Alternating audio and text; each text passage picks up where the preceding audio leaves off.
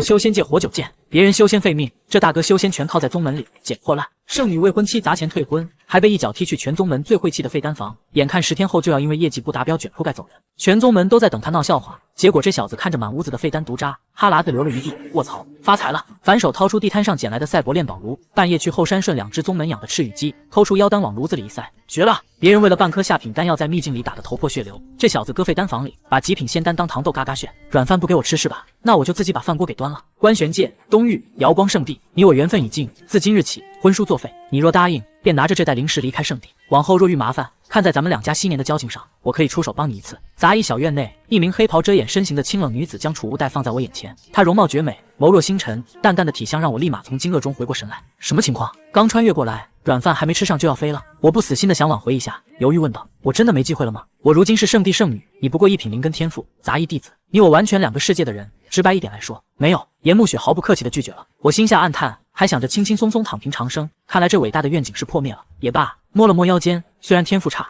但我有宝贝在手，并非没机会渡劫成仙。那好吧，我答应了，但我不会离开圣地，所以，我还配拥有这些灵石吗？我眼神闪储，不好意思地伸手去拿储物袋，然而严暮雪却眉头一皱，按下我的手。为什么？抓了个空。我无奈道，我也想追寻一下长生大道，这不过分吧？1品灵根，那咋了？严暮雪微微沉默。10天后，杂役考核，排在末尾的人会被淘汰，你过不去的。我愣了，杂役弟子什么时候搞的末位淘汰制？我会向师尊提议的。还有，你我之间的事，我不希望有第3个人知道。若你敢打着我的旗号做什么，那就别怪我不客气了。你多保重。他转身离去，留我一脸懵。为了开除我，特意去搞个淘汰制，还警告我别狐假虎威。我顿时气笑了。好，亏老子前身把你当白月光，给你当舔狗，结果在你心里，老子竟是烂人一个。行，你给老子等着，迟早有一天，老子要当着全圣地弟子的面休了你。狠狠关上房门，我咬牙像半身的废丹房。这里专门销毁圣地的废丹，终日受地心火灼烧，这是杂役风最苦最累的差事，高温、恶臭且极其枯燥。开门入殿，火光冲天，热浪扑面，秦凡大腹便便的外门杂役执事孟祥辉走了进来。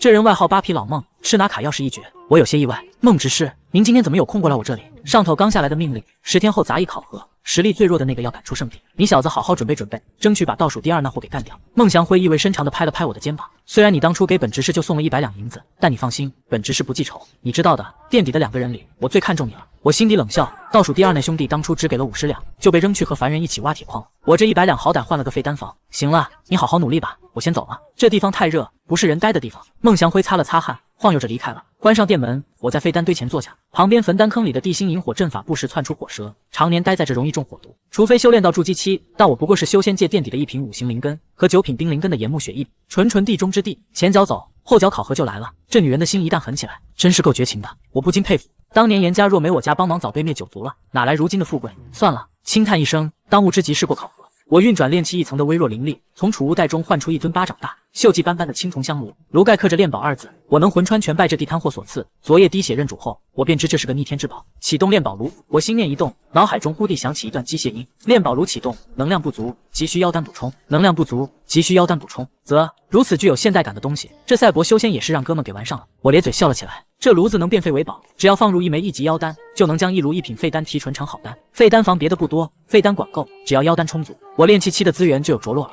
妖丹，我眼底直冒绿光。没钱买也没实力去显地猎杀，但我记得灵善堂在后山养了不少1级的赤羽鸡，那玩意儿不受外门弟子待见，与其留着浪费灵气，不如让我帮忙消化。肥水不流外人田嘛。傍晚时分，我摸黑潜入后山，月华如水，仙境般的景色全被我无视，我的眼里只有那一只赤羽鸡。妖丹啊，好多的妖丹，激动的眼泪差点从嘴角流下，忍不了了，今天必须开荤。没有任何犹豫，我猛地扑了上去。炼气一层的修为抓鸡还是手到擒来，左右开弓各提1只，果断扭断脖子免得乱想。今晚就先弄这2只试一试，等确认了效果，再过来多进点货。我满意的返回废丹房，抠出2颗米粒大小的妖丹，若非能察觉到灵气波动，差点当鸡屎给扔了。先来1炉子培元丹试试水，挑出些炸炉报废的培元丹丢进炼宝炉，放入妖丹。炼宝炉启动，炉子一阵氤氲蒸腾，颤动不已。1刻钟后逐渐平静，我迫不及待的开炉，只见9颗圆滚滚的培元丹正闪烁着耀眼红光。真的成了！我激动的连呼吸都停了，咽了咽唾沫，颤抖着捏起1颗，感受着其中充沛的灵力，确认无疑，真的成丹了！哈哈哈，道爷我成了，道爷我成了！我乐得癫狂，手舞足蹈。没了圣女的软饭，老子一样能修仙长生。兴奋过后，我二话不说将丹药扔进嘴里，修炼，从今天开始，废丹房是我家，谁都赶不走老子，耶稣来了都不行。嘎嘣脆，我盘膝坐下，运转瑶光5行仙诀炼化药力，可没过一会儿，我的脸就黑成了锅底。擦，这灵根也太弱鸡了，这么1颗丹药下去，吸收率才10%左右，难怪一起进来的不少人都炼气2层了，老子还在1层晃悠。不行，还得继续磕。我愤愤不平的又扔了一颗进嘴里，灵根不够，丹药来凑，我特么不信了，就一个炼气2层还过不去。就这样，靠着2炉子丹药硬磕，我整整修炼了一夜。终于在天光微亮时，随着轰的一声巨响从体内传出，我突破了炼气2层。呼，我吐出一口浊气，过程虽曲折，但结果是光明的，总算到了炼气2层。这下杂役考核肯定是稳了，但想追赶严暮雪肯定不够。不过还好，老子丹药管够。咕，我刚起身，肚子突然传出一阵声响，强烈的饥饿感袭来。一晚上没吃东西，去灵善堂转一转吧。刚迈步准备出门，我忽地停住，看向火坑旁的2具赃物，差点把他们忘了。这赤羽鸡的肉可是好东西，可不能浪费了。人人都吃早饭，我吃2份。等吃完了烤鸡，灵善堂那边也不能放过，都是补充灵气的好东西，可不能不去。满嘴流油的吃完烤鸡，我又去灵善堂喝了几碗灵参粥溜凤。白天在废丹房蒙头大睡，天黑后便换上破衣服，蒙着脸摸去后山。第2晚摸清了炼宝炉的底细后，我直接抓了10只鸡。这不是我的极限，而是储物袋的极限。反正地心火毁尸灭迹，谁也查不到。废丹房、后山、灵善堂这种3点1线的生活，我足足过了8天。到了第9天夜里，我已经突破至炼气4层，离5层仅一步之遥。这修为在杂役里拿第一，轻轻松松，但我这辈子就打算死磕废丹房了。正当我换好衣服，准备趁风声紧前再去后山多囤点妖丹时，门外忽然传来脚步声，我吓了一跳，慌忙套回杂役服假装修炼。嘎吱，杂役执事孟祥辉迈着4方步走了进来，见我这模样，轻蔑一笑：“我劝你小子别白费力气了，就你这天赋，再怎么修炼也是白费功夫。”我起身招呼：“孟执事，您怎么有空过来我这里？明天不是要考核了吗？受人之托，过来给你送点东西。”孟祥辉将一个钱袋扔在我脚下，这里有50两，拿着它，明天考核你走个过场就行了。我愣了，为什么？你问我，我还想问你呢。孟祥辉一脸疑惑：“你小子整天在废丹房待着，什么时候把内门的真传弟子给得罪了？”真传弟子？我彻底懵了，我不知道啊，杂役弟子我都没认识几个，我怎么会跟真传弟子扯上关系？那人家为什么要让我警告你？孟祥辉狐疑地看着我，那位师兄亲口和我说的，要么你拿钱走个过场，然后离开圣地，要么他让炼气3层的王大彪明天考核的时候废了你。我急了，脑海中浮现出一个名字：严暮雪，是他的意思。可这相当于把关系公之于众，怎么想都不对劲。难不成是去挖矿的张大春？那家伙比我先到炼气1层，8成是怕过不了考核，故意搞事。行了，该说的我都说完了，你自己权衡吧。这破地方真不是人待的。孟祥辉擦了擦满头大汗，一脸嫌弃地离开了。与此同时，内门紫云峰锦衣青山弟子步入飞仙院的亭子。师兄，你嘱咐我的已经办妥了。一袭白衣的贵公子放下灵茶，有劳师弟了。师兄，要我说小师妹这眼光也真够差的，居然能看上一个杂役弟子，还私自跑过去和他会面。幸好被你发现了，这要是被别人看见，传出去，指不定怎么被人笑话咱们圣地呢。白衣公子语气平淡，师妹初入圣地，难免眼界受限，以后会好的。这倒是。锦衣弟子点头，好奇问道：“对了，师兄，你是怎么发现小师妹出去的？”贵公子动作微顿，神情闪过一丝不自然。师尊让我看着她，以免她修炼怠惰。夜深人静，杂役峰后山，老孟的警告丝毫没影响我抓鸡的兴致。风声越紧，越得多弄点。哧溜，我吸了下口水，刚探出草丛，背后呼声寒意，唰，一柄剑架在了我的脖子上。我吓了一跳，我好歹炼气4层了，竟被人悄无声息近了身。别动，偷鸡贼，让姑奶奶抓了个正着吧。我就说这2天赤羽鸡怎么越来越少。转过来，把黑布摘了，让姑奶奶看看，究竟是哪个不要脸的过来偷鸡吃。女人娇喝着，用剑身拍了拍我的脸，我脸色煞白，急忙道：“这位师姐，您可千万别乱来，师弟可就靠着这张脸吃饭了。”呸！他没好气地啐了一口，谁是你这偷鸡贼的师姐？借着月光，我瞧见一张清丽脱俗、透着英气的脸庞。师姐，我不是偷鸡贼，我只是过来拉个屎而已。拉屎？你当我3岁小孩吗？他瞪大眼睛，我真没骗你。你要是不相信，你看看你脚底下。他俏脸一白，猛地跳开3丈远，低头一看空无一物，顿时怒了：“你敢骗？师姐，我王大彪，不，我王大发，绝对不是偷鸡贼，我只是想还这些赤羽鸡一个自由而已。如果我有半句假话，就让我王大发天打雷劈，告辞了。”脚底抹油，我顺手捞起2只鸡就跑。这后山的逃跑路线没人比我更熟。王大彪，你给我站住！他涨红了脸追来。师姐，小心脚下有屎！我头也不回地喊道。他吓得猛一顿步，随即咬牙切齿：“王大彪，你死定了！还想跑？你跑得了和尚跑不了庙。我这就找孟祥回去，我不相信姑奶奶找不到呢。”绕了一大圈，我这才逃回废丹房，摘下黑布，抹了把冷汗。好险，刚才那好像是灵善堂的白洁师姐，这要是让她抓住，怕不是得把自己皮扒了。这白洁师姐炼气5层，脾气火爆，还是寿元长老看中的记名弟子，绝对是个狠茬。本来还想着抓完鸡之后，暗中把王大彪解决了，但现在这情况，还是等到后半夜再说吧，省得被白洁师姐给发现，坏了计划。换上杂役服，我盘坐在火坑旁，轻车熟路的杀鸡取丹。山下某杂役院内，痛快！来，继续喝！身材魁梧的年轻汉子正与众人推杯换盏。我自然不知道，此时的山下杂役院里，几个喝得脸红扑扑的杂役弟子正对王大彪询问道：“大彪师兄，你今天这么大方，莫不是得了哪位长老看中？”王大彪冷哼一声：“笑话，我就算没有好事，哪天不大方了？”王大彪狠狠瞪了那人一眼。众人起哄灌酒后，王大彪这才满意的点头，得意道：“其实我也不瞒你们，我不是被长老看中了，而是被内门一位真传师兄给看上了。他亲口承诺，只要明天考核的时候看见秦凡，然后废了他，到手就这个数。”众人不解，他得意的笑道：“ 50块零食。众人倒吸一口凉气，这可是杂役弟子5个月的薪水。有人忍不住问：大彪师兄，你说的秦凡不会是守废丹房那个废物吧？不然呢？王大彪反问：咱们杂役峰还有第2个秦凡吗？众人泛酸，纷纷降价抢活。这好事儿怎么轮不上我呢？就那个废物，谁上不能废了他？大彪师兄，要不然你问问那位真传师兄，加我一个怎么样？我也可以，我40块零食就行，我30，我10。打住！王大彪黑着脸没好气道：就你们的那点修为，真以为谁上都行吗？那位师兄亲口说的，要打废了秦凡，你们能在梦执事反应过来之前做到吗？这可不是个有力气就能干的活，这是个技术活，除了我，你们谁行？见众人质疑，他怒撸起袖子，准备吹嘘自己胳膊上的龙形符文，看看，好好看看，哥们进圣地之前那是专业干。砰！院门突然被人一脚踹开，王大彪大怒，举着鸡腿骂道：哪个不开眼的敢踹你大彪爷爷的门？一身青衣，俏脸含煞的白洁走。王大彪见状，不怀好意的笑道：原来是个师妹啊，不知道师妹深夜闯进，放肆！白洁一声怒喝，目光扫过他手里的鸡腿和桌上的骨头，新仇旧恨瞬间爆发，咬牙切齿道：原来真是你王大彪干的，好啊，今天姑奶奶不废了你，我就滚出圣地！神火符，巨大的火球砸下，众人惊骇出声，炼气5层，快闪！杂役们纷纷抱头鼠窜，唯独王大彪吓软了腿，被火球砸得吐血倒飞。白洁冲上前一顿猛踹，骨裂声清晰可闻。偷鸡是吧？你还调戏师姐是吧？师姐饶命！这其中定有什么误会。师姐饶命啊！王大彪惨叫连连，杂役们冷汗直冒，纷纷找借口开溜。大彪师兄，屋子里还煮着东西呢，我先回去了。大彪师兄，我房子好像塌了，我也回去看看。大彪师兄，我回家撒个尿就先睡了，改天咱们再喝。望着脚底抹油的兄弟们，王大彪气得险些吐血。你们等孟祥辉被叫来时，王大彪已遍体鳞伤，委屈落泪。白洁质问作证的弟子，得知王大彪确实没去过后山。你说什么？他没去过后山？你不会是共犯，所以包庇他吧？没有，您要是不相信，还可以问一下其他人。白洁尴尬地看着王大彪，那这么说来，我真的打错人了。师姐，我冤啊！王大彪痛哭，被哭得心烦。白洁哼道：出言不逊，不是你偷鸡也该打。老孟，这杂役峰没有别的人叫王大彪了吗？王大发呢？白洁转头问道。孟祥辉摸了摸肚子，摇头道：没有了。杂役峰所有弟子我都记得清清楚楚，尤其这王大彪，当初他进门时候送的是一尊玉座金佛，1尺多高。那这么说来，那个混蛋又骗了我。白洁恨得牙痒痒，转身就走。既然不是杂役峰的，那就是外门36峰的，我就不信我找不到这个偷鸡贼。孟祥辉叹气看向王大彪，你看看你这么不小心，伤得如此之重，明天的考核你还能上吗？王大彪龇牙咧嘴的爬起，没问题，秦凡那个废物，我让他1只手都随便打，而且说不定他明天会直接认输，根本打都不用打。这倒是。孟祥辉点头，行了，你早点休息吧，你这地方太脏，不是人待的地方，我还有事先走了。而此时作为始作俑者的我，正蒙着脸悄悄摸向杂役去，弄一个王大彪有点此地无银300两的嫌疑，要不然一起弄了。我稍作思索，便借着夜色摸到了灵善堂的灵泉井口。哥们今天就给师兄弟们好好上一课。我将怀里的一点废丹粉摸到进井口，拍了拍手，行了，做完一切，我深藏功与名，果断离去。翌日清晨，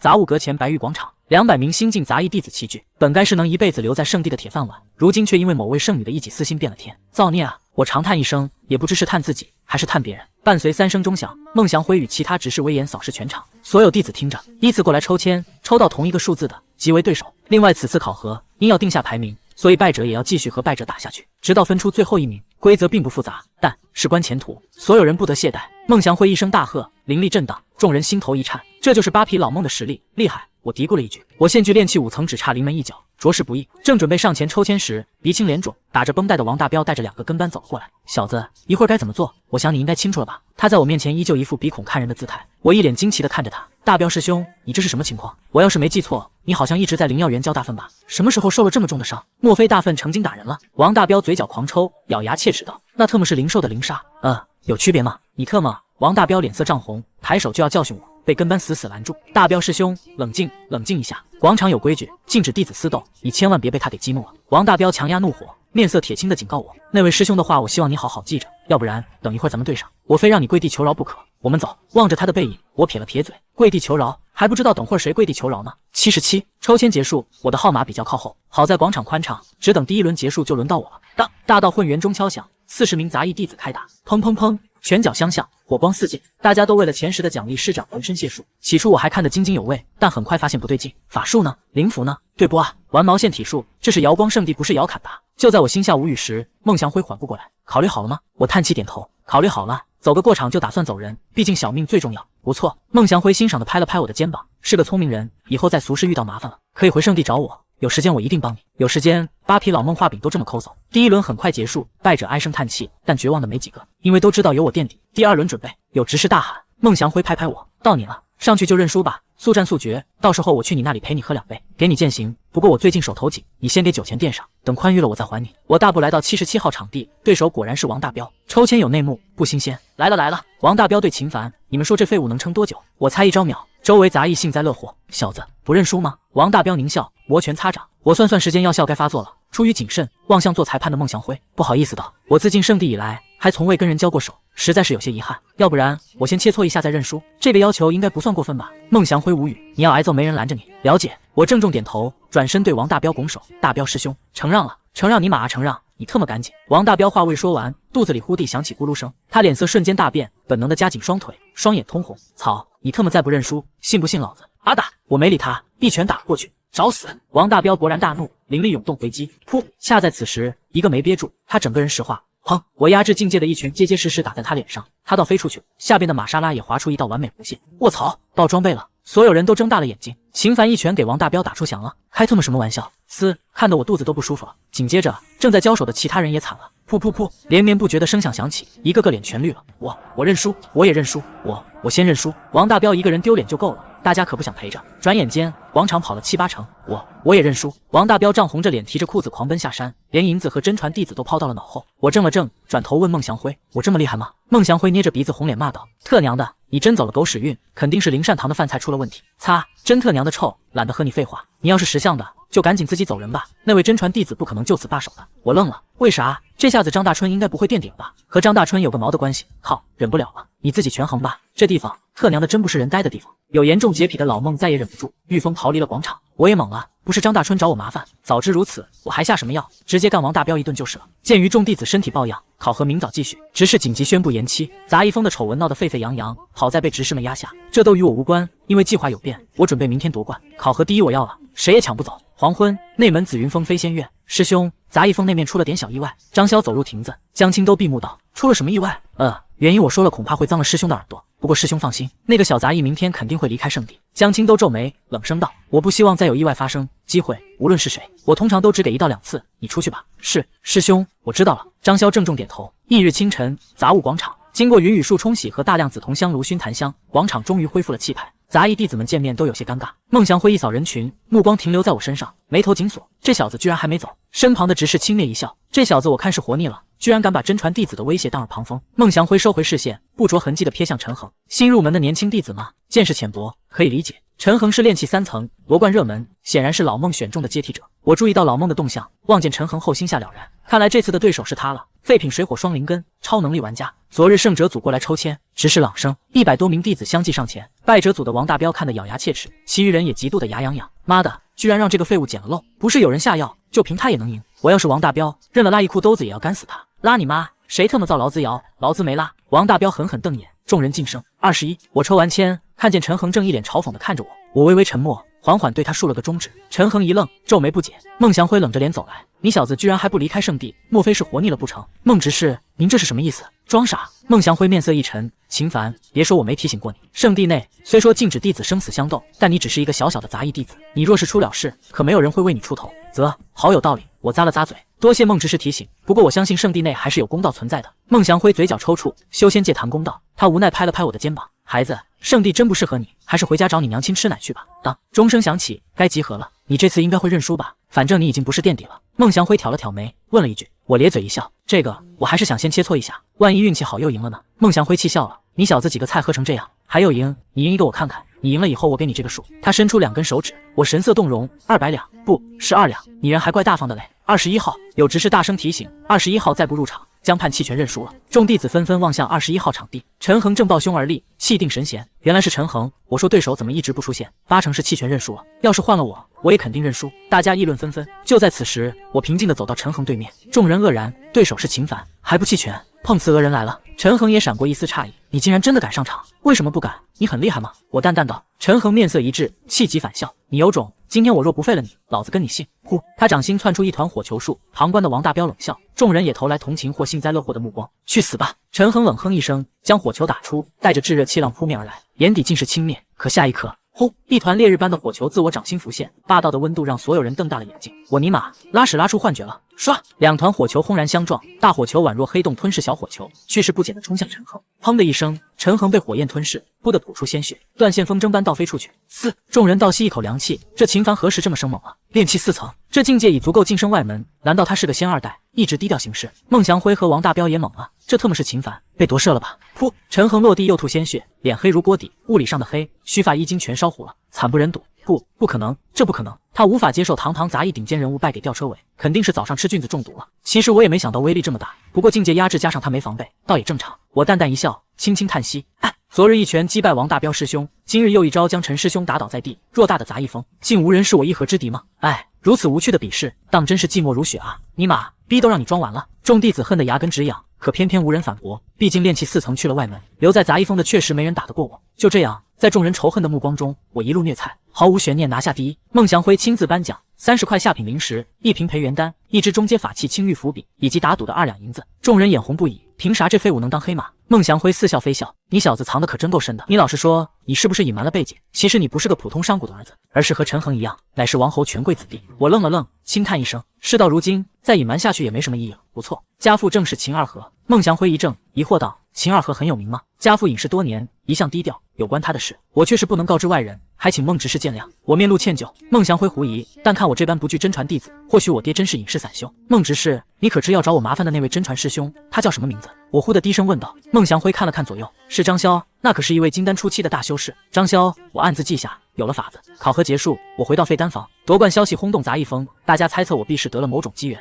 入夜，我盘点存货，培元丹还剩40炉，妖丹10枚，总共50炉，最多仅够修炼12天，太少了。既然后山抓鸡抓不了，那就去云谷方士走一趟。有了丹药，也不怕没妖丹用，丹药买妖丹，妖丹变丹药，玩的就是个可持续发展。不过在出发前，得先炼制点好东西。要想应付真传弟子，可就全靠这菩提丹了。修仙不是打打杀杀，是人情世故。在圣地内把酒敬明白，还怕一个真传弟子？内门苍云峰，山巅灵池旁，张潇如神明般盘膝而坐，3口紫青灵剑伴着银雷盘旋，一团火焰流光落下，化作赤玉传音符。张潇捏碎玉符，孟祥辉的声音传出，讲述了关于我的事。他微微沉默，旋即怒极反笑，长身而起。一个小小炼气蝼蚁，我还不信就捏不死他了。东来峰后山，云谷方士，这里是圣地内唯一的修士交易方式。实控人据说和圣主有亲戚关系，一想到卖丹药要交租金，我心痛不已。方士极大，地摊铺子应有尽有，法宝秘籍，丹药灵草便宜卖了。灵酒，100年灵谷酿造的灵酒。这位师兄，要不要来照顾一下师妹的生意？明码标价的外门师姐差点让我到心不稳。这先得修啊，因为囊中羞涩，我赶往管理中心，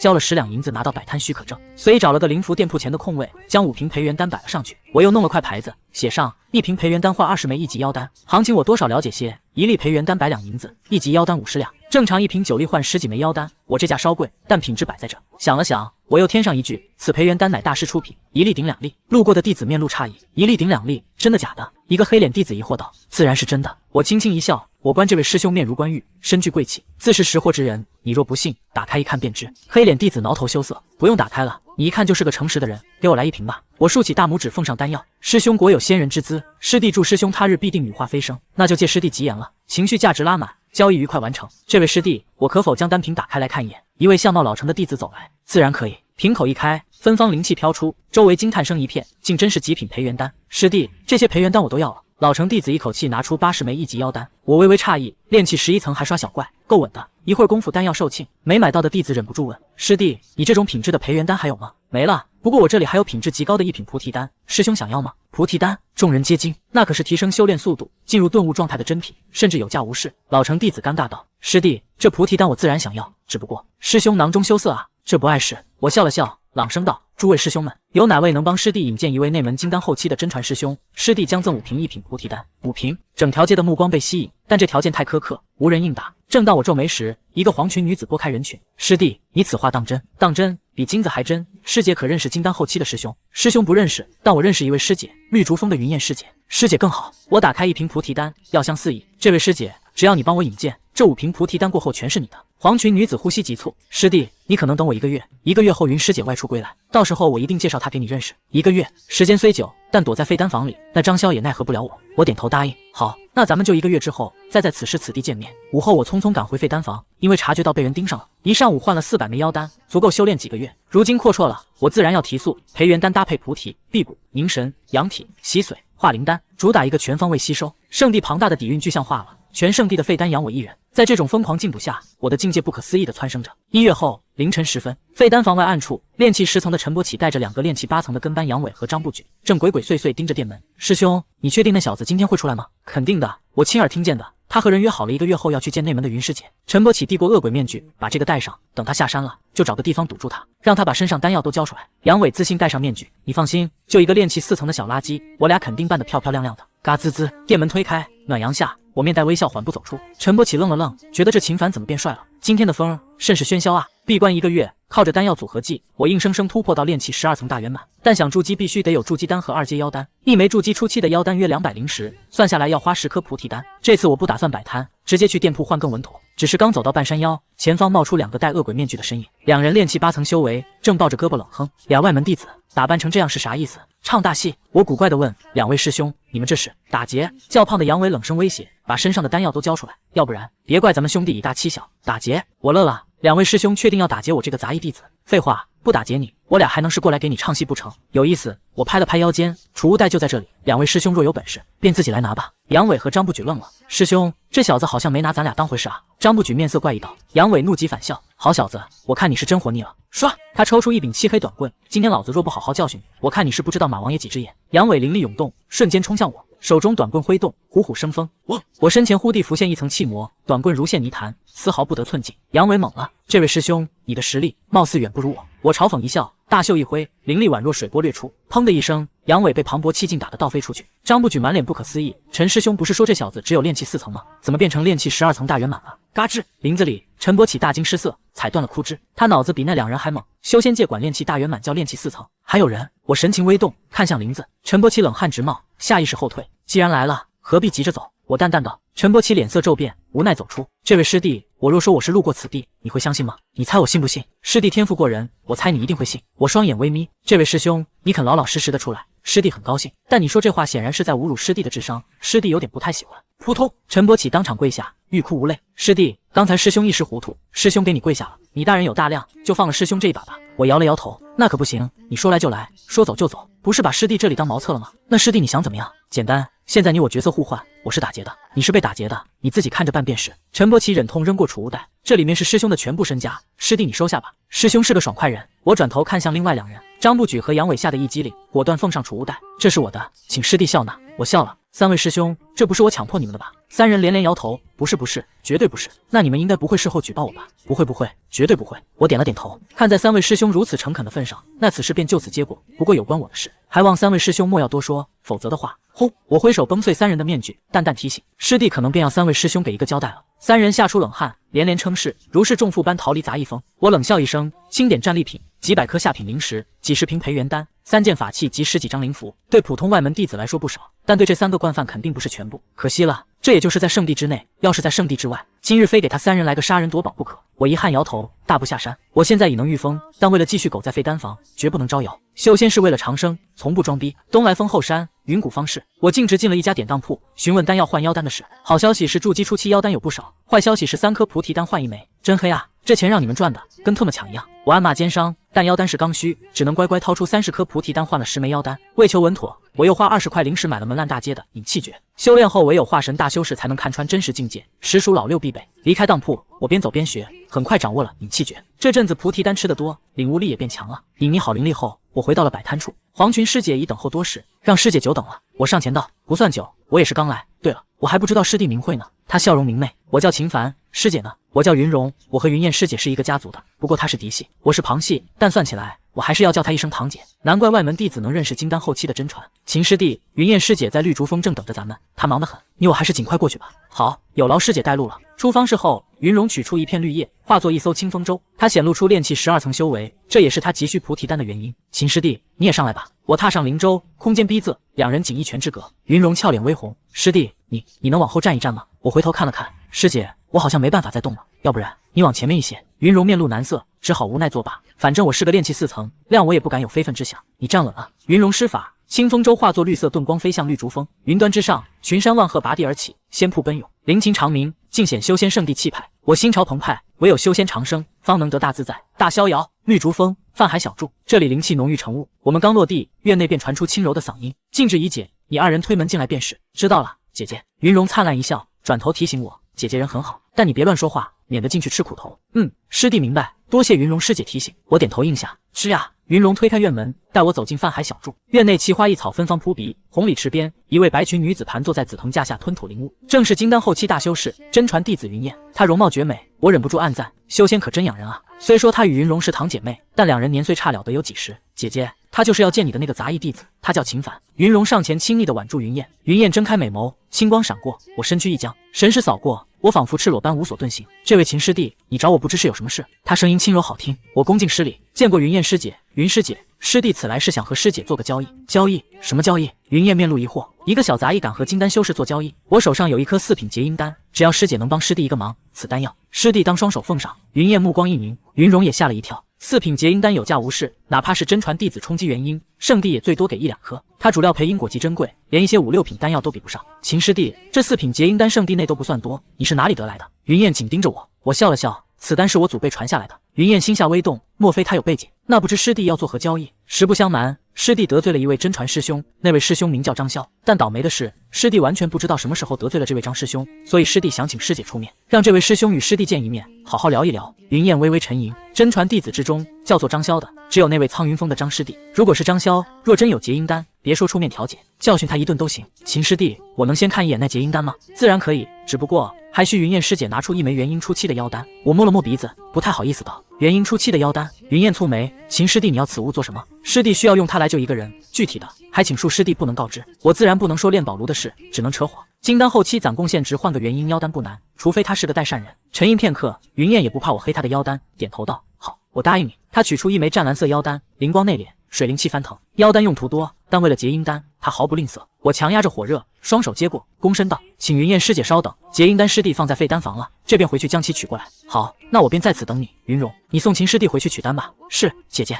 回到废丹房，我让云容在外等候，取出炼宝炉和9颗结阴丹废丹。4品以上的废丹不多，但每一颗都价值连城。发了，这下发了。9颗结阴丹送出去1颗，还剩8颗，这简直是泼天的富贵啊！我激动地将妖丹和废丹投入炼宝炉，有了这些，我修炼速度绝对能起飞。出了废丹房，我大方地结了尾款。云容师姐，这是你的5瓶菩提丹，这次多谢你了。小事一桩，秦师弟，以后还有要帮忙的地方，你尽管来九霄峰找我。云容笑的眼睛眯成月牙，在他眼里，我这财神爷绝对大有背景。苍云峰，关云院，张潇坐在庭中，阴沉着脸饮酒，猛地将酒杯捏碎。1个月了，秦凡这个蝼蚁竟然躲在废丹房整整1个月，他究竟要做什么？这1个月他连江青兜的院门都不敢登，结丹前后都活得窝囊，这丹岂不是白结了？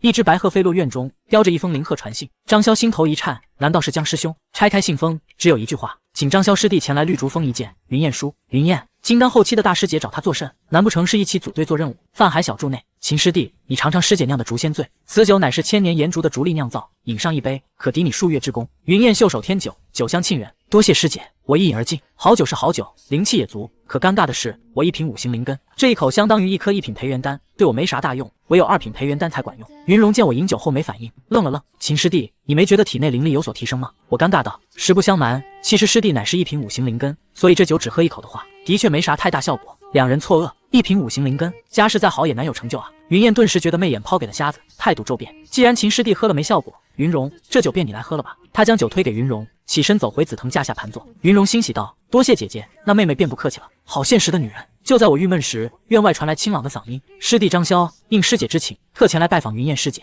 来了。我精神一振，望向院外，师弟进来便是。院外禁制已被我解去了。云燕柔声应答。张潇推门而入，一身青衫，金丹修士年纪都不小，看着年轻，说不定已是100岁老人。他一眼看见我这个杂役，不由错愕。师妹见过张潇师兄。云容恭敬施礼，我也缓缓起身拱手。师弟秦凡见过张潇师兄。秦凡。张潇面色大变，这小子怎么在云燕这里？孟祥辉不是说他没背景吗？张师弟。云燕淡淡开口，我听说张师弟和秦师弟有些恩怨，却不知这位秦师弟哪里得罪了你。张潇瞳孔一缩，云燕竟真的要为秦凡出头，他瞬间冒出冷汗。云燕可是只比江青都差一个小境界的狠角色，若真由云燕为了我教训张潇，江青都肯定不好偏袒，张潇大概率只能吃个哑巴亏。张师兄，师弟不知何时得罪了师兄，还请师兄能告知一二。我拱手发问，不明不白得罪个真传弟子，我实在摸不着头脑。张潇神色阴晴不定，要是换作寻常内门弟子帮我出头，他早翻脸了，但在云燕面前，他只能认怂。沉默片刻，他问：秦师弟可与严慕雪严师妹认识？严慕雪。云燕和云容神色微动，那可是圣主钦定的未来圣女，一个小杂役怎会和她相熟？我也愣了，居然真是因为严慕雪，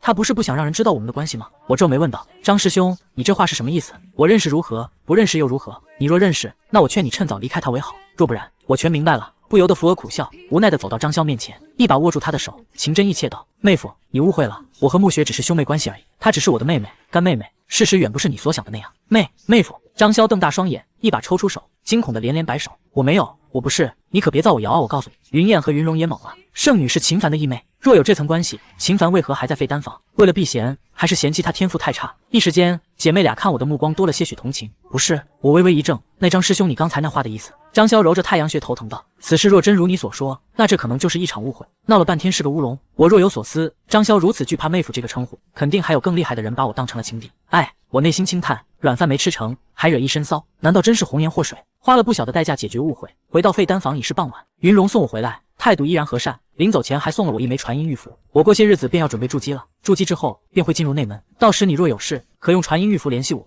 以后你在外门就有我这个师姐罩着你。他拍着胸脯，笑得双眼弯弯。我心下微暖，收下玉符。在残酷的修仙界能碰上这般好人，属实不易。呼，目送云容化作遁光离去，我转身回房，准备炼制筑基丹闭关。可刚要拿出炼宝炉，孟祥挥舞着鼻子，大腹便便地走了进来。你打算什么时候参加外门考核？我一愣，不参加不行吗？我觉得以我的实力，可能过不了考核那关。老孟无语了，外门考核到了炼气4层，有脚就能过，你怎么能过不了？你这人可真够奇怪的，不入外门踏实修仙，去见识更广阔的天地，非要在杂役峰做个杂役弟子，守着这又脏又破的废丹房，你咋想的？这个我其实是打算等突破到炼气后期再去外门的，省得去了外门受人欺负。老孟哑然摇头，扔给我一块刻着外门候选的紫铜令牌。啥意思？我一脸懵。新定下来的规矩，圣地内所有杂役弟子，凡是到了炼气4层的，和外门弟子一样，每3个月便要外出完成一件任务，完成了的无奖无罚，可赚取贡献值，但若是完不成的，就得去矿场做工1年。这破规矩针对性太强了。严慕雪，你可真狠，这是要逼我出圣地套我麻袋啊！兄弟，听哥哥一句劝，能去外门还是尽量去外门吧。到了外门，你能领更多的灵石灵丹，实力肯定比现在提升得快，到时候出去做任务也更轻松一些。老孟拍了拍我的肩膀，语重心长。我沉默片刻，摇头道：“我还是再等等吧，随你吧。另外再给你个建议，你要是觉得任务一个人做不来，可以在任务阁找其他弟子组队。你要是不知道找谁，我可以帮你牵线搭桥。至于银子嘛，我就不要了。”我微微动容，这势利眼老孟还是有人情味的。多给零食吧。谢字还没出口，我险些被口水呛死。尼玛，扒皮老孟，真不愧是你。行了，我走了，你好自为之吧。这个破地方可真不是人待的地儿。老孟捂着鼻子嫌弃的走了。物是人非，老孟，只有你还是你啊。内门羽化峰，后山悬空楼阁，门缓缓推开，一身圣洁白裙的严慕雪步步生霜的走了出来，气质清冷如谪仙。姐姐，你筑基成功了。她的亲妹妹严慕灵跑了过来。成功了。严慕雪收敛寒意轻笑，3天便筑基成功，姐姐你真厉害。慕灵满眼崇拜，以你的天赋，想来也不会用太多时间。严慕雪走到亭中倒茶，你来找我。可是秦凡已经离开圣地了。没有。穆灵无奈摇头，外门候选的令牌给他之后，他先在废丹房里待了几天，之后又跑到云谷方氏租了个修炼室，一待就又是10来天。一个9品废物灵根，也不知道整天修炼个什么劲。方氏的修炼室价格不菲，他哪来的灵石租用这么久？这还用说，肯定又是暗地里打着姐姐你的旗号，不知道从哪又骗了一堆好处呗。他要是不这么做，他凭什么能突破炼气4层？就他那个天赋，闷头修炼100年也别想有什么进展。严慕雪面色微沉，没想到秦凡品行如此卑劣。姐姐，要不然还是我去教训他一顿吧，这么拐弯抹角的，实在是太浪费时间了。我实在是不想等了。严慕雪摇头道：“此事不可为，师尊和几位长老知晓我和秦凡的事，我若不念就轻。对秦凡做得太过分，我在他们心中的印象肯定会大打折扣。未来对我掌控圣地必然会有不利之处。毕竟我不同寻常真传弟子，身为圣女，是要心怀整个圣地。还是再等等吧，等秦凡完不成圣地任务再说。可若他完成了呢？”严慕雪轻瞥了妹妹一眼：“有你在后面跟着，你觉得可能吗？”这倒是。云谷方是凌霄阁，一阶巨灵修炼室。呼，浓郁的灵气将我包裹。一品5行灵根修炼极慢，需要平衡5行灵气，加之炼化效率低，付出的努力要比天灵根多数倍。但这10几天，我磕了40多颗筑基丹，虽还未成功，但也绝不罢手。我要成仙，我要长生。再来，气海灵力一再压缩，可依然没有液化的趋势。我不信邪了，既然40颗筑基丹不够，那就再磕40颗，不就是丹药吗？道爷什么都缺，就不缺丹药。闭关继续，不知外界过去了多久。就在精神力快到极限时，气海丹田忽地传来一声轻响，滴答，犹如天籁，灵力终于液化了。继续，万事开头难，有了第一滴，只要筑基丹跟上，筑基这一关便再无阻碍。1月过去，包裹着我的5色灵茧轰然崩碎，化作漫天光彩。呼，我长出一口气，迅速收敛气势。历经1个多月的闭关，我终于突破到了筑基初期，如今已能参加考核，成为内门弟子。但我依旧没这打算，这废丹房，我死也要死在里面，火花都得用地心火。整整60颗的筑基丹，这垃圾天赋也真是没谁了。看着手边一堆空瓶，我颇为无语。一瓶5行灵根实在坑爹，若非有圣地的底蕴和炼宝炉，哪个修仙门派供得起这般海量消耗？进来之前，我交了1个半月的租金，一共4000多下品灵石。既然到现在还没人来叫我出去，显然时间还没到。不过既然已经筑基成功了，也就没必要再待下去了，还是出去算账吧。虽然不缺灵石，可也不能这么浪费，不是？收拾好东西，来到一层柜台，中年管事面露惊愕：“你突破了？”我愣了一下，你怎么知道？我明明用隐气诀隐藏了境界。管事轻笑：“小兄弟，你没照镜子吗？你现在的相貌可比先前变得更加好看了。”我恍然，原来自己又变帅了。筑基洗髓伐精，换副相貌也不奇怪。看小兄弟模样，突破炼气5层可不至于如此。想必小兄弟进来之前隐藏了境界。管事似笑非笑，我轻轻一笑：“没有，我只是服用了美颜丹药而已。”10个月余，我回到心爱的废丹房，难掩激动。筑基成功，寿达200岁。从今日起，道爷我终于算得上踏入仙途了。筑基后虽脱胎换骨，但我不入内门，便领不到神通法术和上品法器。现阶段实力定然吃亏。好在有超能力可以去方氏购买，加上我灵力深厚，同阶之内肯定不弱。但云谷方氏不能再去了，免得花重金买法器被人当韭菜割。算算时间，也该去做任务了。正好趁着这个外出的机会，去虚国走一趟。虚国的修仙方式可比云谷方式大多了，那里也没人能认出自己，查到自己来历，相对来说比圣地要安全不少。出发前，我用先前换来的妖丹炼了50路2品培元丹，留作日常备用。3天后，和老孟打过招呼，我来到了外门地元峰的任务阁。殿内青光闪烁，墙壁与石柱上的任务滚动更新。我躲在人群外，用筑基神识扫榜筛选。虚国，既然要去虚国，那就找圣地管辖之类的，靠近虚国京城的，还要不可重复接取的，以免和圣地同门碰上。很快，我锁定了目标。圣地发布：虚国京城桃源县有4级妖兽血尾狼出没，将其斩杀。取得完整妖丹，可得40点贡献值，限期1月之内，不可重复接取。就它了，性价比极低，但出门买装备才是正经事。我向执事出示外门候选令牌：这位师兄，我要接任务，去虚国京城杀血尾狼的任务。执事诧异：外门候选？这位师弟，你还没进外门？还没，打算再等等。他面露古怪，查验令牌后问：师弟怎么称呼？秦凡。好，我这里记下了。1月后你若没能上交妖丹，便算你任务失败，任务将重新发布。我知道了。1月清晨，我离开圣地，为隐秘修为，硬生生走到山下的名扬府城住了一晚。第2天上午，我换上水火不侵紫履衣和黑血踏云履，直接施展飞遁之术腾空而起。呼，九霄云端，紫衣猎猎，凭一己之力跨山越江，胸中顿生一股主宰臣服的豪迈之气。爽！等到了虚国方士，小爷非弄一把上好的灵剑不可。到时候御剑飞行，也好好过一把剑仙的瘾。然而这般自在并未持续多久，夜幕降临，我途经太平县城官道，下方忽见火光慌乱，尘土飞扬，大批百姓惊恐地向城门逃窜。细看之下，竟有一群虎豹大小、眼冒幽光的凶猛猎狗，正疯狂撕咬百姓。城墙上，守城将领面色骤变，大喝道：“不好，是妖兽侵袭！快，所有弓弩手听命，立刻放箭救人！”咻咻咻，万箭齐发，如雨般笼罩了猎狗群。可下一刻，箭矢打在猎狗身上，竟爆出点点火星。当当当，这群妖兽皮毛坚如铁石，毫发无伤，居然如此厉害！将领大惊失色，快去请白云观仙师过来斩妖！眼见凡俗兵器无效，他果断派人求援。是，参将大人。校尉不敢耽搁，转身下城请仙师去了。那一群猎狗短暂受阻后，凶性更盛，再度扑向官道上的百姓。快跑！不要吃我！不要吃我！快开城门！快把城门打开！啊！城下沦为炼狱，哭喊惨叫连连，残肢血肉满地。守城将领心如刀绞，却绝不敢开城门。眼见大群猎狗再度逼近，百姓即将丧命，一团火光忽地从天而降，轰！冲在最前方的几头猎狗瞬间陷入火海，被巨大的冲击力砸成重伤。他们惨叫着挣扎，不多时变成了焦炭。突如其来的一幕令后方猎狗惊恐止步。这些4、5级妖兽已开灵智，深知危险。将士和百姓惊愕过后，眼中涌出狂喜，一定是有仙师出手了。众人激动抬头，只见一道紫袍身影徐徐飘落，挡在百姓和猎狗之间。火光映照下，来人面容年轻俊逸，引得众人暗赞：好俊的一位小仙师。我望着这10几头猎狗，暗忖：一个族群有这么多4、5级妖兽，巢穴附近定有大片灵药，这可是一笔小横财。吼吼！猎狗们警惕低吼。我虽压制了境界，但他们本能察觉到危险。嗷呜！一声长啸如撤退信号，猎狗群齐齐转身逃窜。我自然不能放过他们。唰！我握住一把杂役弟子制式的玄铁长剑，虽非长剑，但杀狗足够了。砰！我脚下一跺，拔地而起，引得众人紧张瞩目。若放跑一只，都是极大隐患。斩！我催动瑶光5行先觉的精灵力，剑芒如瀑，化作一团烈日席卷而去。轰轰轰！剑芒爆发，10几头猎狗全部被绞杀成漫天血雾，无一生还。我虽只动用了炼气12层修为，但效果震撼全场。好厉害的小仙师，居然一个都没让跑掉。守城将领震惊咽了口唾沫。收！我落下，大袖一挥，将10几枚米粒大小的妖丹收入储物袋，随即施展御风之术，提剑向北掠去。暗处还有一头逃向巢穴的狗王，我特意留着他引路。仙师，仙师！百姓们回过神，大声呼喊致谢。我没理会，逼装完了又没报酬，还留着作甚？好一位淡泊名利的仙师，这才是我等应该敬重的榜样。守城将领满眼敬佩。这时，一位白袍老者从半空落到城楼上，看着我远去的背影，微皱眉头。走了。守城将领赶忙恭敬道：见过吕仙师。吕文秋是太平县白云观观主，炼气12层散修。张参将，你可知刚才那位道友是什么来历？在下不知。宇文秋沉吟道，想来这位道友应该是追杀残余妖兽去了。为了以防这位道友出现什么意外，我这边过去助他一臂之力，你等便在此地妥善安置百姓。是，吕仙师。轰轰轰！太平县北面山林中，一头庞然大物仓皇逃窜。跑吧，跑得越快越好。道爷倒要看看你家里究竟能有什么好宝贝。我在后方100丈外不紧不慢地跟着，满心期待。可跟了一段距离，我神识察觉到身后有个白袍老道追了上来。炼气12层修为，啥意思？这是要摘桃子，还是要杀人夺宝？我眉头微皱，道友请留步。宇文秋远远喊道，这台词不太吉利啊。算了，还是先看看这老道士究竟要做什么吧。我果断落地，省得他一会儿扫我兴。宇文秋飘然落在近前，道友追来不知所为何事。我淡淡询问，在下吕文秋，乃这太平县白云观的观主，敢问道友如何称呼？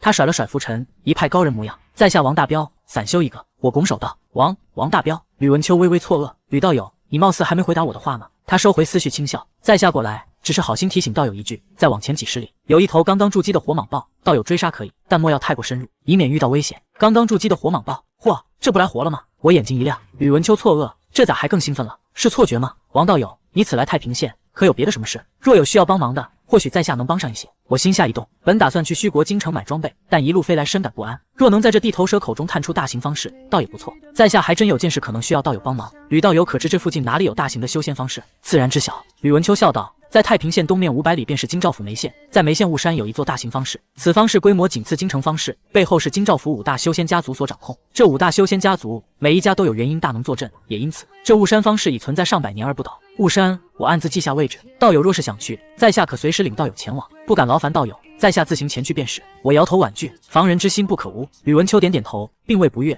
告辞后便飞回了太平县。这老家伙走得倒是痛快，难道他真的是个好人？出于谨慎，我神识探查了1里远，本以为多想了，却发现一只青雀落在了附近树上，暗红的眼瞳死死盯着我，隐秘极好。果然，修仙界没几个好人。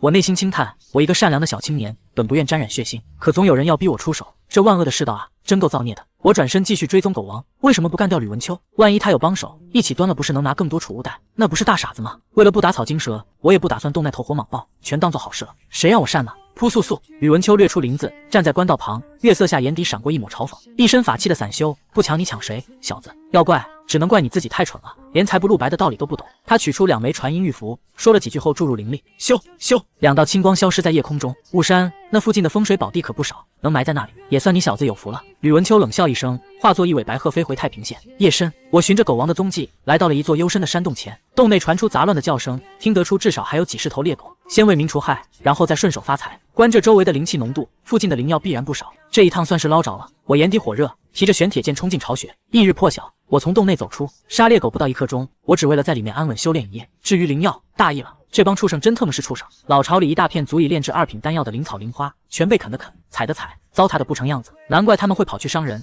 没资源了只能吃人吞噬精气。唯一走运的是，他们没毁了成就灵药的源头，一块上千年的灵乳石，内蕴磅礴灵气，价值可抵1万下品灵石，上拍卖只多不少，算是一笔横财。可我明明能赚更多啊！狗东西，道爷我以后见一只干掉一只。我愤怒地甩出一发火球术，轰隆隆，洞口崩塌，地动山摇。唰！因为那只青雀还在暗处盯着，我没敢施展飞遁暴露实力，只能施展御风之术往雾山赶去。京兆府梅县雾山方士，御风之术慢了许多，几百里路耗费了10几个时辰，好在平安无事。第2天上午我顺利抵达。雾山方士极具规模，宛如小镇，修士往来频繁，大多是炼器和筑基期，且多遮掩身形。我也早就换上了黑袍斗笠，这才迈入方士。店铺林立，地摊无数，驳杂的灵气中不乏让人心悸的波动，显然有不少隐藏修为的老阴币。瞧一瞧，看一看啊，上等丹药、神通功法、灵宝阵法，应有尽有了。这位道友，一看你便是真仙之姿，可要一件趁手神兵。道友别走啊，小女子真心需要一位道侣，价格好商量。一听道侣，我本能的瞥了一眼，小仙子确实水灵，可惜心胸开阔，一马平川。我遗憾收回目光，直奔方士最大最巍峨的建筑多宝楼。一进门，大厅红木柜台里琳琅满目的法器皆在中品以上。对了，就是这种高端的感觉，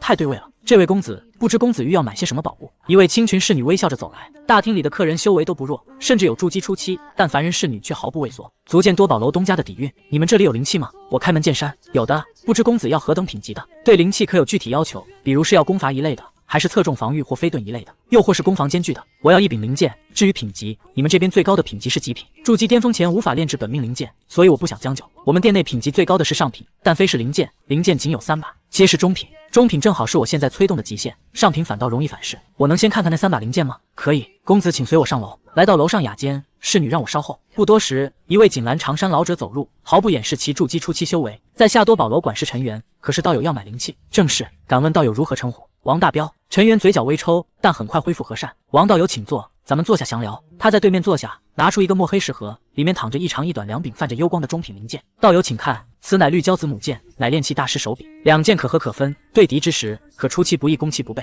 与木属性功法最为契合，主打偷袭。好东西，我心下狂赞。5行灵根可转换属性，契合度不在话下。为了砍价，我强压激动。还有吗？有。陈元又取出2个石盒，左边是一柄隐有雷光的木质灵剑，右边是一柄仿佛大理石打磨的厚重石剑。此木剑名为春雷剑，乃雷击灵木打造，一剑斩出，如施雷法，筑基中期都不敢正面抵挡。此石剑为太岳剑，乃厚土石晶打造，攻防一体，可砸人斩人，又可为盾。陈元如数家珍，我听得目光灼热，实在是太喜欢了。但要想砍价，必须不动声色。陈管事，我能试一试这3把剑吗？可以，只不过以道友的修为，若要催动中品灵剑，可能会有些吃力，道友莫要伤到自己。有了应允，我佯装全力握住春雷剑注入灵力，剑身雷光大战，威势惊人。接连试完3把，我决定全都要了。小孩子才做选择，但为了不露富，我面露难色。敢问陈管事，这3把灵剑都是何价格？陈元笑道：绿胶子母剑要5万下品灵石，春雷剑和太岳剑皆是4万下品灵石。说句实在话，这个价格已经是我能给王道友的最低价格了。13万灵石我拿不出来，但3枚筑基丹足以抵价。我先拿出1颗筑基丹，这1颗筑基丹不知陈管事觉得价值几何？筑基丹，陈元接过去一看，面露惊讶，这竟是极品筑基丹，这可是个好东西啊！此丹不知王道友是从何得来，意外所得。敢问陈管事可估价几何？这一枚筑基丹若放在拍卖会上，至少价值5万下品灵石。5万？陈管事确定？我眉头轻挑。王道友觉得少了，那不然我再加5000。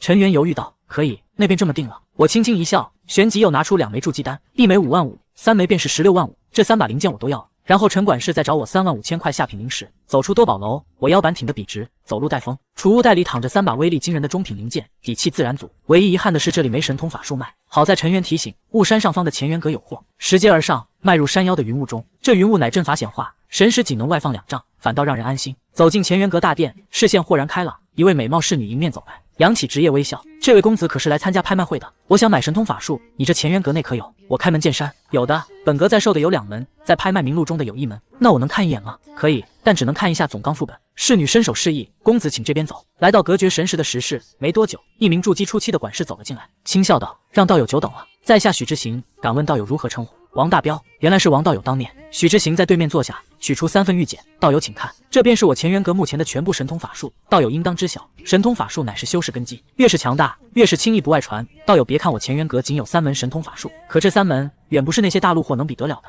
我依次翻看，前2门九霄神雷诀与云雾千幻剑诀，分别契合雷、风翼灵根，与我5行灵根不合。第3门仙兵剑诀总算契合，此法共3式：藏剑、剑盾流光、极尽升华、自爆飞剑，威力极大，但缺点是要命的，需炼制剑丸。按总纲所说，穷尽一生也难炼出上品剑丸，完全是给氪金老量身打造的烧钱功法。但也正是如此，他才落得了低端局王者的位置，刚好适合急需武装的我。我放下玉简，面露难色。许管事，贵阁当真没有别的神通法术了吗？没有了。许之行轻叹，这年头，好的神通法术哪那么容易获取？这倒是。我斟酌片刻，那这门仙兵剑诀要多少灵石可卖？王道友若诚心想买，那便给个10万下品灵石吧。告辞。我果断起身。你当老子冤大头？兜里没矿谁练这玩意儿？许之行微愕，赶忙拦下。王道友且慢，这做买卖嘛，就是要商量着来。你若不满意价格，直说便是。我又没说不能还价，不是？许管事，我是信任你们乾元阁才过来的，你不能听我名字带彪字就当我真是彪子一个吧？10万灵石，你看我值不值10万？王道友说笑了。这样吧，5万灵石，你看怎么样？我摇了摇头，伸出5根手指。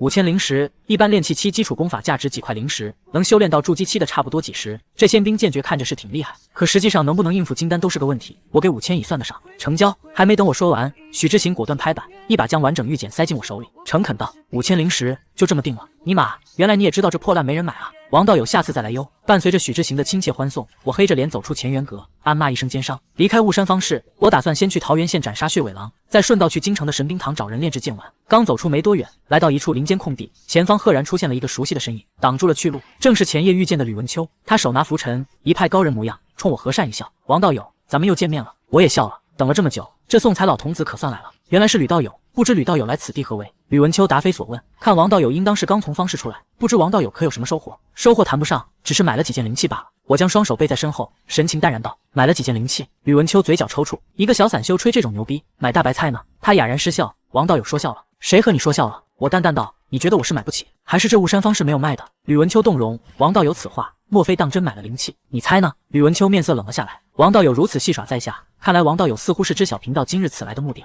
光天化日之下，带着2个藏头露尾的帮手拦路，要不是想杀人夺宝，我真的想不出来你要做什么。你说是吗，吕道友？我似笑非笑。呵，吕文秋冷笑。王道友好警惕的心思，不曾想这都能被你给察觉到。话音刚落，一老一少从树后走出，老者炼气12层，青年炼气11层。老朽张不平见过王道友，在下程序员亦是久闻王道友大名，则都是没法器的穷散修，有点失望。不过苍蝇腿也是肉，既然都露面了，那咱们之间也别废话了，一起上吧。道爷赶时间办正事儿，没时间陪你们在这里浪费。我负手而立，神情淡然。3人皆是一怔，没瞧得起他们，有意思。吕文秋笑了，既然王道友如此自信，那我等3人也就不客气了。毕竟杀人夺宝这种事，最怕的就是夜长梦多。专业，我竖了个大拇指。吕文秋笑容微狞，面色阴沉。这王大彪怎么一点都不怕？吕道友，老朽最近偶得一件中品法器，便借王道友之手，好好试试威力。张不平轻笑，祭出一把金光大战的金剪刀。去！金剪刀化作金光掠来。吕文秋暗惊张不平竟有如此法器，可下一刻，我周身浮现一层土黄色光晕，宛若沼泽般将金剪刀困住。没想到张道友你还真是献丑了。我嘲讽一笑，探囊取物般将金剪刀收入储物袋，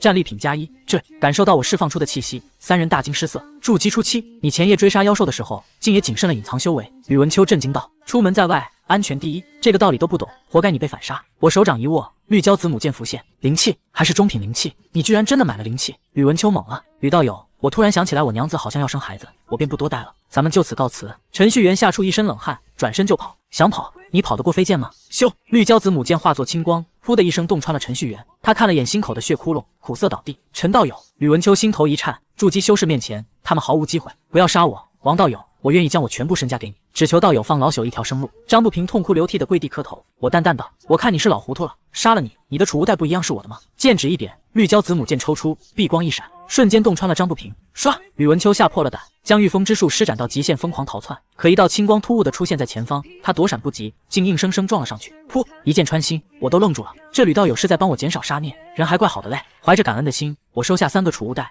，3发火球术毁尸灭迹，随后飞往桃源县。怕惊扰百姓，我在城外落下，进城找了家客栈清点战利品。程序员和张不平的储物袋里有些灵石、丹药、灵符和下品法器，算是小有身家。可吕文秋的储物袋却让我傻眼了，空空如也，只有一把残次半灵气法剑和一堆画符的笔墨纸砚。哎，这观主让你当的真是太失败了。我意兴阑珊地收起这些破烂，虽说落差大，但这把半灵气正好逮捕，免得中品灵剑太惹眼。笔墨纸砚以后也能用来学制服。傍晚，我来到客栈大堂点酒菜，大堂内人声鼎沸。小二，你们这里一直都这么多人吗？我好奇道。店小二摇头，只是最近听说城外有好些头厉害的狼妖出没，然后附近村子里的大户人家便都跑城内躲灾来了。好些头？我眉头微皱，任务不是说只有1头吗？那朝廷衙门没想办法应付吗？我问。店小二指了指门口，那几位都是仙师的仆人，都是跟仙师们过来杀妖的。衙门请了不少仙师过来，说是狼妖太强，人不多处理不了。这么看来，我得抓紧了，万一被人捷足先登，还得回去重接任务。可狼妖突然变多，是否有筑基期之上的也是未知。要不然晚上出去寻几个同伴。桃源县来了不少的仙门弟子，此事应该不难。我陷入沉思，斟酌一番，我决定结伴同行，好歹遇险能有个反应时间。夜色渐浓，桃源县城繁华喧嚣。吃饱喝足后，我放出神识寻找靠谱的杀妖搭子，最好是筑基初期，最差也不能低于炼气10层，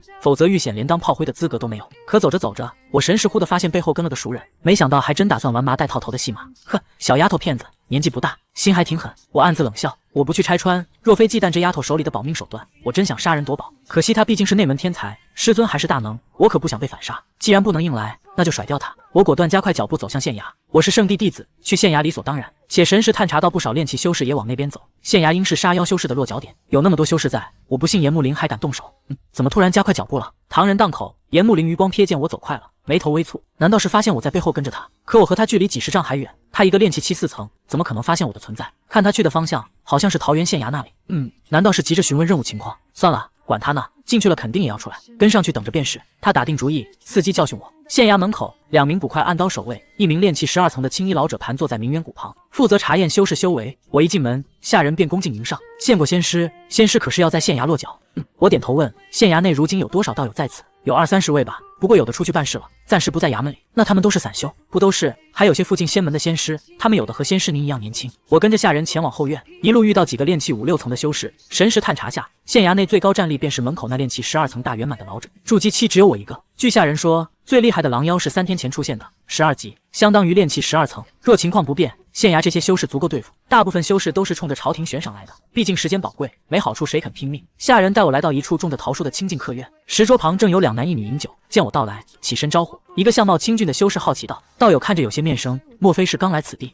我自我介绍，在下王大彪，乃一介散修，不知3位道友如何称呼？一听散修，3人神情微动，露出了笑容。在下何修文，灵光山外门弟子。清俊修士拱手，指着另外2人介绍：“这位是我师兄陆恒，师妹陈莹，与我一样，他们也都是炼气期7层修为。2位道友有礼了。”我颔首。陈莹轻笑：“王道友此来可是有些晚了，这院内房间只剩角落那一间小的，王道友若要住在此地，恐怕要委屈道友一晚了。”不碍事，我对房间大小没什么要求。我笑道。何修文抛出橄榄枝：“明日一早，我等会在衙门捕头的领路下去往城外大青山杀妖，道友可要与我等一起进山？”虽说他们修为不符我的标准，但大青山估计也不多危险，我便点头答应。也好，3人对我的修为毫不嫌弃排斥，这反倒让我心生警惕。月上中天，各自回房。我盘腿坐在铺着被褥的木板床上，准备修炼。天赋差就得卷，不然怎求长生？取出2品培元丹，刚要吞下，院中忽传开门声，有人出来了。我神识一扫，竟发现陆恒推开了陈莹的房门。师妹，我过来了，你想我了吗？他熟练地爬上床，抱住陈莹的腰肢。你别乱来，小心让人听见。陈莹羞怯轻颤，没事，我给师弟的酒里加了料，他晚上不会醒过来的。至于那个姓王的，一个炮灰蝼蚁罢了，进山之后必死无疑，让他听见也无大碍。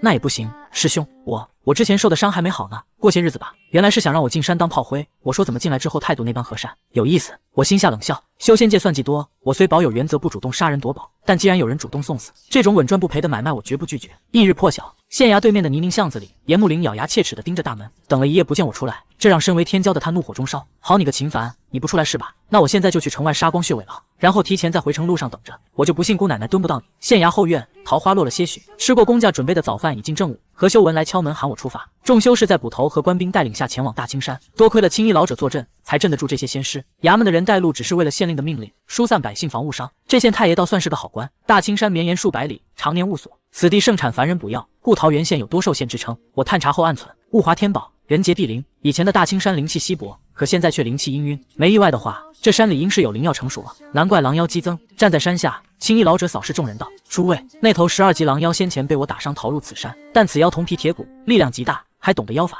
你等若遇见了，切莫轻敌大意，若自觉不是对手，可用火法提醒。大家明白，这山里也就这头狼妖值得警惕。王道友，进山之后，以防有什么意外，你切莫离我等太远。”何修文提醒道：“我知道。”我点点头。青衣老者和那中年黑衣修士自是修为高深，各自施展手段，转瞬引入山林。其余修士则老老实实结伴而行。咱们也走吧。何修文拍了拍我的肩膀，带头跟上队伍。我眉头微动，低头看了一眼被拍过的地方，心下冷笑，往我身上蹭了什么东西？那药粉无色无味，若非我神识敏锐，还真发现不了。一进大青山，光线瞬间暗下，咻！一条微毒的绿兽蛇突然从路边窜出偷袭，被我双指夹住。前面过去那么多人不咬，偏偏咬我。显然是何修文抹的药粉在作祟。王道友倒是警觉，此蛇竟连我都没能察觉到。陆恒诧异道：“可能是陆道友昨夜没睡好吧？”我淡淡回敬。陆恒笑容一僵，眼底闪过一丝阴鸷：“师兄，我看咱们还是加快些脚步吧，前方的人已经快看不见了。”何修文提醒。陆恒点头。可3人嘴上说着追赶，脚下却依旧不紧不慢，没多久便彻底掉了队。我倒要看看他们葫芦里卖的什么药。走了1个多时辰，前方山坡上忽现一道模糊身影，闭目幽瞳，有动静。何修文抬手示意停下，并暗示陆恒和陈莹拉开距离。我一步步挪动，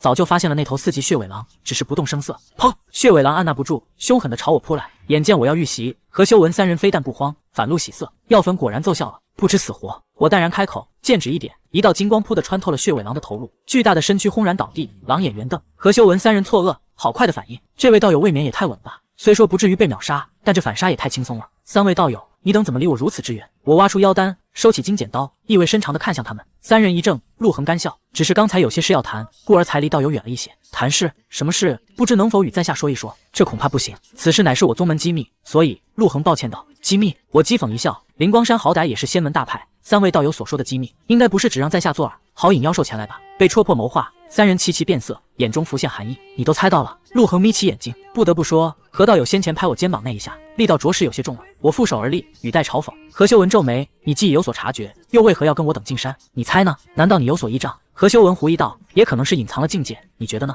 他脸色微变，随即笑道：来大青山杀妖，你就算隐藏了境界又如何？你总不可能是筑基期修士吧？哪位筑基期修士会浪费时间过来这里？他认定我是故布疑阵，我若没猜错的话，你应当是才反应过来。陆恒也嘲讽道：“你说这些，无外乎就是想让我等鸡蛋。只可惜啊，你太低估我等了。我们可没你想的那么愚蠢。”我哑然失笑，自作聪明真是害人害己。师兄，我看还是别和他废话了，教训他一下，让他知道他的小命究竟掌握在谁的手上。陈英不耐烦道。陆恒递了个眼神，何修文祭出一捆泛着淡绿光晕的绳索，那便我来吧。王道友，我不愿出手欺人，你若肯乖乖听我等的话，我可以放你一马，你觉得如何？你倒是好大的口气。我淡淡道，区区炼气7层罢了，以为自己天下无敌了不成？不知死活。何修文阴沉下脸，催动绳索，嗖，青灵索如蛟龙般朝我捆来。上品法器，不错，桃源县没白来。收了，我将气息提升至炼气12层大圆满，施展水遁挡住绳索，战利品+1。我微微一笑，伸手抓住青灵索，我的青灵索。何修文大惊失色，你居然是炼气12层大圆满，早说了隐藏修为，你又不相信。我收起青灵索讥讽道，你若还有手段，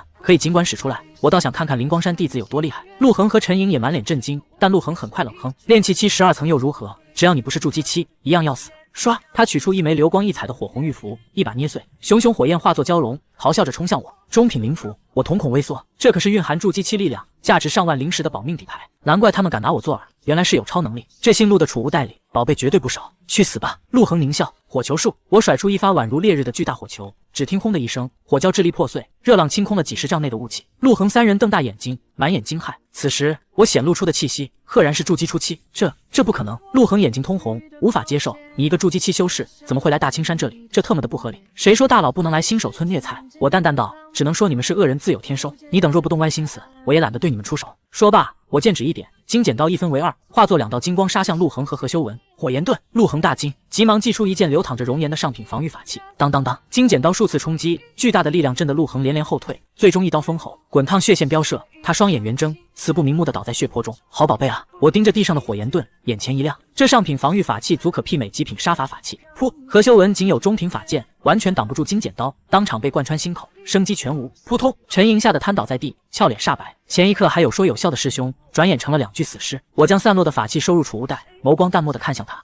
别杀我！陈莹惊恐地爬到我腿边，连连恳求，只要前辈不杀我，奴家愿为前辈当牛做马。前辈想怎么样都可以，奴家会的可多了。我斜视着他，淡淡道，听到有这番话，莫非是想要自荐枕席吗？陈莹眼底闪过喜色，羞涩红脸道，若前辈想要，那奴家现在便可以。是，金光瞬间划过他的咽喉。陈莹瞪大眼睛，满是不可思议。抱歉，我对捡破烂没什么兴趣。我冷漠道了一句，灵力一阵将他弹飞，顺手将3人的储物袋摄入手中，神识一扫，里面琳琅满目的资源和神通法术让我不禁挑眉。姓陆的小子铁定仙2代无疑，不错，又是收获满满的一天。我笑眯成月牙眼，毫不客气地收起战利品。3发火球术毁尸灭迹后，我换了件普通青衫，紫履衣上沾了引兽药粉，再穿下去麻烦不断。我可不想浪费宝贵的寻药时间。东面的木灵气格外浓郁，想来灵药应该就长在那里。过去看看。普通的妖丹已没吸引力，但这种灵气孕育出的灵药必定非同小可。与此同时，大青山深处，青衣老者陈飞奇刚用锋刃斩杀了一头偷袭的猛虎，忽地望向东边，好大的动静！如此惊人的灵气，难道是有珍稀灵药成熟了？他立刻御风掠去，来到一处开阔地，只见幽寒洞府外仅剩几头血尾狼，以及一株结着绿藻般灵果的翠绿果树。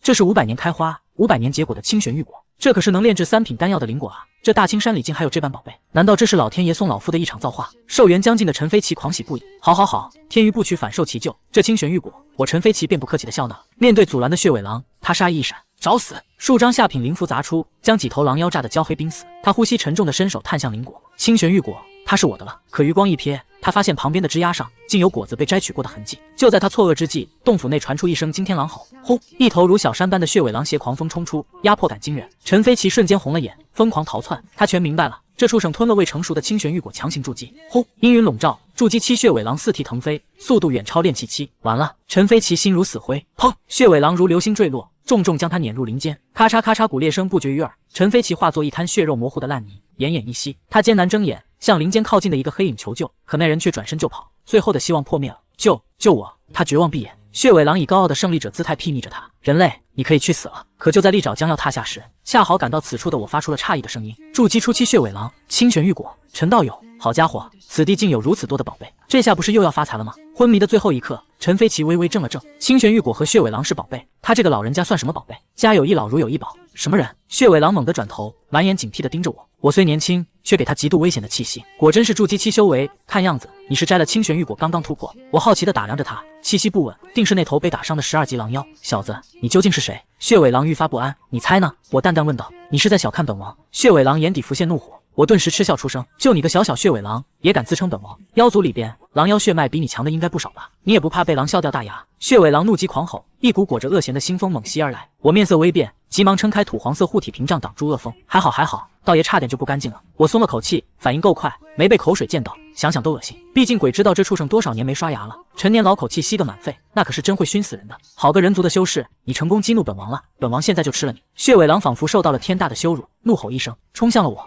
轰！速度之快，竟出现了阴障，还真有两下子。我微微诧异，果断取出青灵锁。这上品法器对付一头刚突破的狼妖绰绰有余。嗖！青灵锁化作一道青色匹链，洞穿虚空，以刁钻的角度欲将其捆绑。好厉害的法器，给本王滚开！血尾狼大惊，血尾连连甩出灵力，强大的冲击力将青灵锁打退。砰！血尾狼重重落地，随后青光覆盖大地。天赋神通缠绕，他一声低吼，草木藤蔓如活物般翻滚，轰的一声齐齐破土朝我冲来。四面八方皆是，无处可逃。这血尾狼居然觉醒了天赋神通，莫非血脉还真有些不同？我颇感意外，本以为他只会诸突猛进，没想到还会法术。嗖，藤蔓眨眼间形成牢笼，将我困在其中。我丝毫不慌，雕虫小技罢了。剑指一点，金剪刀化作2道金色玄光，切碎草木牢笼。我跃出包围，操控2件法器杀向血尾狼。不仅如此，我还同时打出数发火球术，轰！眨眼间下方化作火海，藤蔓悉数烧成灰烬。好厉害的修士！血尾狼大惊失色，转身便逃，想跑。我心念一动，半灵气水寒剑悬浮身前，注入水灵力后，化作一道幽蓝寒光，流星般刺去。不好！身后寒气袭来，血尾狼骇然回头，天赋神通木盾，他急忙施法。浓厚的木灵力化作光盾，轰！水寒剑以不可匹敌之势击碎光盾，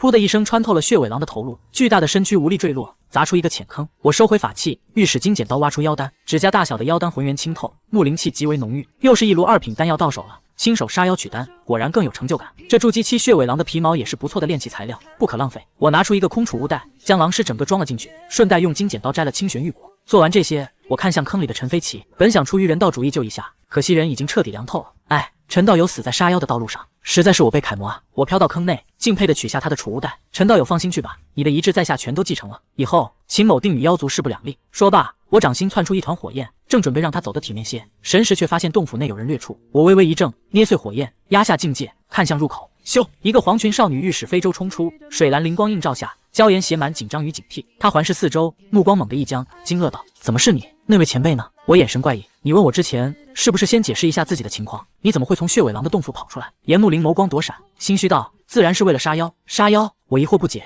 你杀的是哪里的妖？这满地狼尸哪一头跟他有关？自然是这洞府里的妖，只不过就是杀妖的时候出了些意外而已。什么意外？他恼羞成怒，瞪着我：“你哪来那么多话？我和你很熟吗？问来问去的，你以为你还是我？”话音未落，他余光瞥见那具血肉模糊的尸体，俏脸发白。那不是县衙门口的那位道友？他这是死了？炼气11层的温室花朵显然没见过这般血腥的场面。是啊，陈道友为杀妖而死，死得其所，实乃我辈修士楷模。我惋惜道。严木林紧抿嘴唇，似是无法接受。见他道心不稳，我不免化身长辈，大谈道理。这修仙一道本就是逆天而行，在踏上仙途的那一刻开始，我等修士便已经游离在鬼门关的边缘。争抢2字贯穿始终，今日我杀你，明日他杀我。听起来残酷，可这就是现实。像陈道友这般能死在为民杀妖的路上，已比大多数人都幸运了。怎么说也能留下个好名声，被百姓铭记，说不准还能受些香火。有更多的修士连个全尸都留不下，默默无闻地消失在了这方天地。若无法适应，无法接受这些，纵使天赋再好，也难有成就，因为你没有一颗坚定的道心，最终只能落个黄土一捧的下场。所以我话语微顿，抬头望向九霄，仿佛与自己对话般轻声道：“我到迷间，无论如何我都要修得长生，哪怕是不惜一切代价的活下去。”说罢，我见他沉默不语，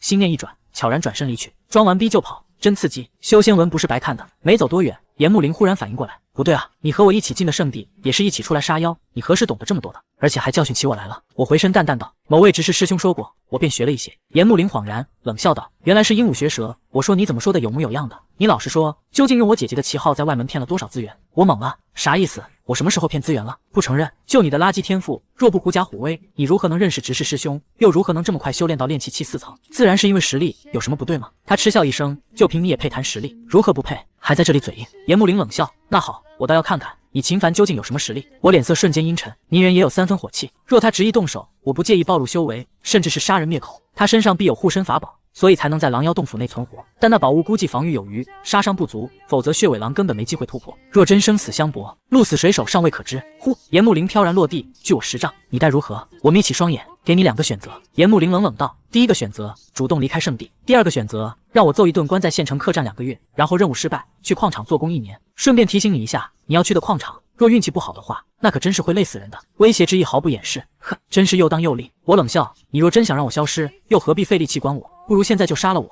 那岂不是更直接吗？我和姐姐没想杀你，你也不配让我们杀，是不想？还是因为那可笑的自命清高在作祟？严木林面色阴沉，你真是无可救药。你以为我在害你，但其实我是在救你。以你的天赋，修仙一途你根本走不远。这方天地能杀你的人太多太多，我能走多远那是我的事。你姐妹俩不外乎是怕我玷污了你们的名声。可我告诉你，我不屑和你们有任何关系。等下次离开圣地，我会亲自登门退婚，到时候秦严2家将再无瓜葛。我目光灼灼，掷地有声。严木林面色微变，随即笑道：誓言是最无力的东西，大话谁都会说。你要真有志气，那便现在离开圣地，或许我会高看你一眼。若不然，在我看来，你这不过是以退为进，想继续赖着罢了。想让我离开，除非你杀了我。不自量力。他怒火中烧，摸出一张湛蓝灵符，刚要出手，却忽然警惕地看向树林。有人过来了。我早有察觉，戏谑道：此地这么大的动静，你觉得过来的人会少吗？顺便提醒你一句，星玄玉果树就在洞府门口，可现在2颗灵果都不见了。你说说，这过来的修士会如何想？怕不是会当场对你我出手？你觉得呢？严木林脸色阴晴不定，片刻后狠狠瞪了我一眼。算你运气好。他收回灵符，御史灵舟降在脚边。上来。啥意思？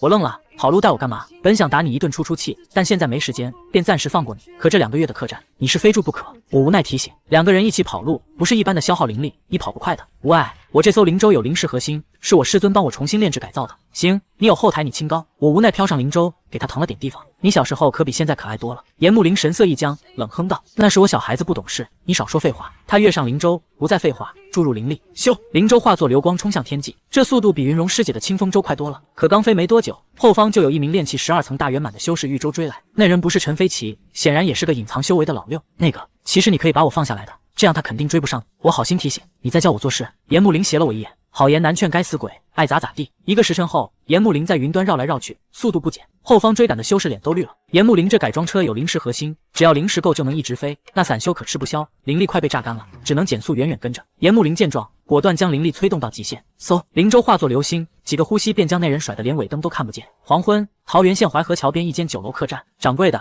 给我开间房，我朋友要住2个月。严木林将2锭银子拍在柜台上，老掌柜乐开了花，亲自将我们领进天字1号房。你可以出去了，没我的招呼，别让外人靠近这间客房。严木林吩咐。老掌柜一愣，现在的小姑娘都这么猴急吗？房门关上，严木林看了眼红木床，对我道：到床上去。噗！我一口水喷出，他俏脸一黑，没好气道：想什么乱七八糟的，我是让你到床上坐着，我可没闲工夫陪你在这等。我给你弄个阵法，困你2个月，2个月之后我再来找你。这一瓶是辟谷丹，够你吃上半年的。我擦了擦嘴角，疑惑道：困我2个月，你给我半年的量是什么意思？我可能会忘。严木林抬手祭出4杆杏黄阵旗，落在床边4角，砰砰砰，阵旗迸射玄光，化作一层土黄光盾，将大床完全隔绝。有后台就是阔绰，这阵法价值不菲，可惜布阵者修为太低。这是我师尊赠我的2品封山阵，就算炼气12层大圆满也破不掉。你在此地安心待上2月，尽量少做无谓挣扎，免得伤了自己。我点了点头。他见我毫无怒意，皱眉道：你不想骂人吗？我困住你，你不该愤怒吗？我哑然轻叹，愤怒有什么用？又打不过你，大不了2个月之后就去矿场待1年呗。严木林面色阴沉，以为我冥顽不灵，冷声道：我看你真是没救了，怕被我气失态。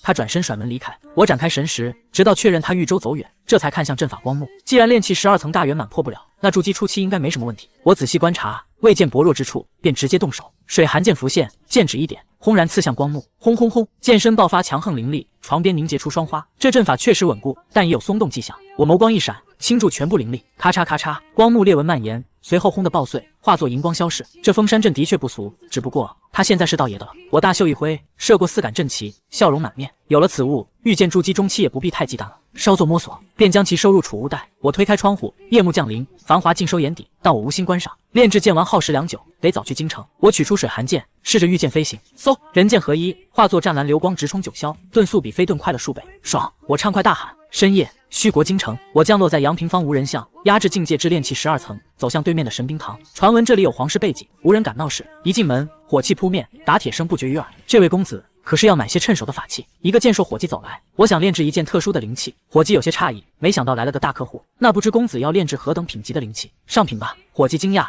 这上品灵器的御史对修为可是？我这件灵器是辅助类的，对修为要求不高，如剑丸这般辅助类灵器对修为没限制。伙计恍然，我神兵堂的炼器大师的确能炼制上品灵器，只不过这个费用非同小可，可能需要公子有个心理准备，或许要100万下品灵石左右，也不排除可能会更多。没问题。伙计肃然起敬，公子这边请。翌日破晓，付了10枚筑基丹和1头血尾狼做定金后，我御剑回圣地，剑完炼制最快也要8个月，不能干耗着。2天后，我低调回宗，交了任务，再次回到心爱的废丹房，听着地火噼啪作响，我紧绷的心弦终于松了下来，瘫在藤椅上如释重负。试问丹房因不好，却道此心安处是无香，还是这小破房舒服？这次出门收获颇丰，我想起陆恒的储物袋里有一卷玉简，名为神火分影术，这门神通颇为不俗，需融合天地灵火凝练出9变真火。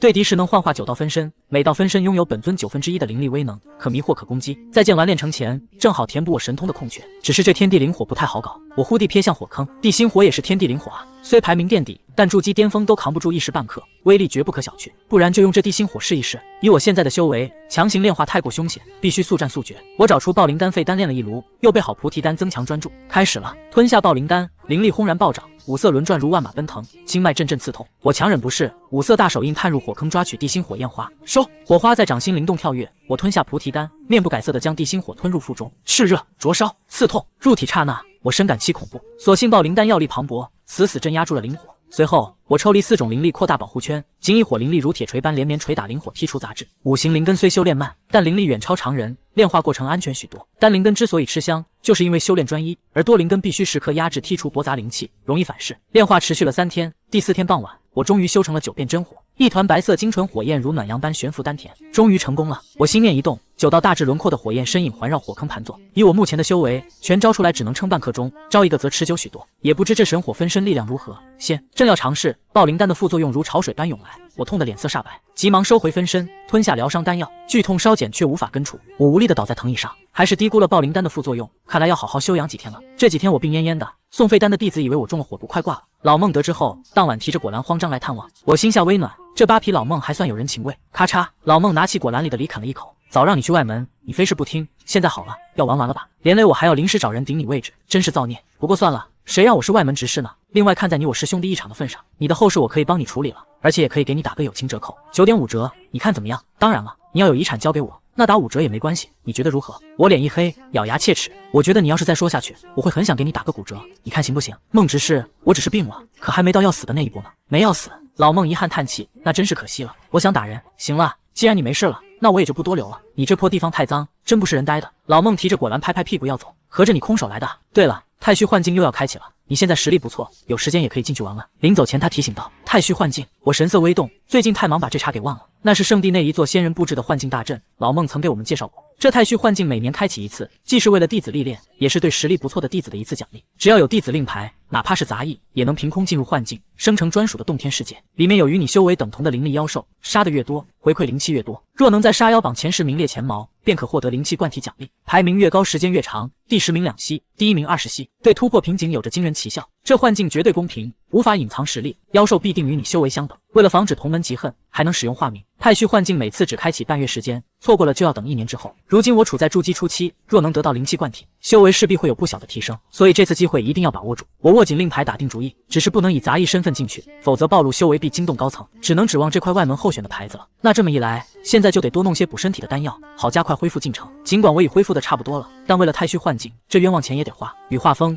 岩木雪洞府，岩木林手持上品法剑，剑锋呼啸，在院内留下道道残影。岩木雪颇为无奈，明明你也有院子，为何非要在我这里练剑？弄完了我还要收拾。岩木林收剑嘿嘿一笑，元英姐姐你不是说了吗？反正你修为高，收拾起来比我快，就当帮我省下修炼时间了。岩木雪轻叹，我就知道是这样，真是拿你没办法。谁让你是我的好姐姐呢？好姐姐，你觉得我在外门杀妖榜上能不能拿个第一？岩木林亲昵地抱着她胳膊，你本身是内门弟子，又有一位大能师尊做靠山，法宝众多，修习的法术也非寻常。境界虽说弱了些，可排行榜不看境界，只看所杀同境界妖兽多少。以你的综合实力来判断，外门之内同境界战力应该没有人能比你更强，拿个第一应当问题不大。我也这么觉得。岩木林颇为自信，若能得到20呼吸的灵气冠体，到时候我一定可以突破到筑基期。岩木雪摇头提醒，你这丫头做事总是这般好高骛远，灵气冠体没你想的那般好。虽说修为提升的快速，可根基会不稳，难以掌控力量。若在此时选择突破，有很大可能会出现灵力暴动，以致丹田受损。我师尊亲口说的，如何能够有假？岩木林脸色一白，这真的能有这么严重吗？那我还是等些日子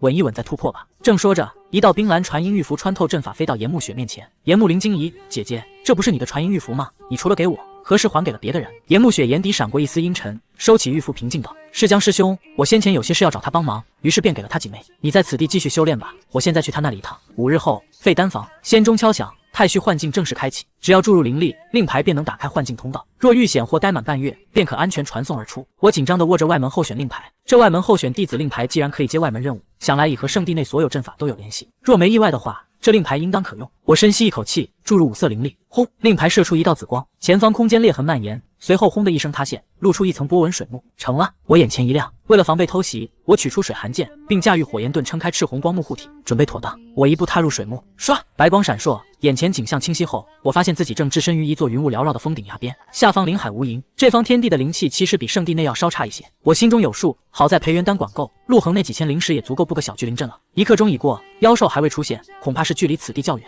神识铺开，方圆1里毫无动静。我取出令牌，用神识探入，先取了个道爷的画面。排行榜上，外门10万弟子并未全进，我的名字垫底。这第一的木灵居然已经杀了3头炼气71层的妖兽，这是谁的弟子？竟如此厉害！我大吃一惊，幻境才开不到3个时辰，这就杀了3头。等等，木灵这名字好耳熟，难不成是严木灵那小丫头？难道是为了灵气灌体，所以找了关系破例入外门杀妖吧？我皱起眉头，一个大能亲传的内门弟子跑来外门混排名，这不是妥妥的作弊降维打击吗？轰！正猜测间，远处传来剧烈撞击声，我收回神识望去，只见下方灵海中一头庞然大物正横冲直撞，那是一头筑基初期的玄水蟒，长10数丈，粗如成人腰身，鳞片尖如黑岩，土黄色的树瞳闪烁着嗜血红光。轰！它弹起化作流星直冲峰顶，后血盆大口张开，毒牙寒光闪烁，一股恶风扑面。我脸色微变，这幻境也太逼真了吧，连口臭都一并幻化。嗖！我迅速后撤，催动火焰盾光幕大战。砰！玄水蟒重重撞在光幕上，将我瞬间撞飞。好在火焰盾够硬，我毫发无伤，反倒把玄水蟒撞得七荤八素。后它凶威更盛，獠牙后竟酝酿起冰蓝寒光，冰属性一种。我有些惊讶，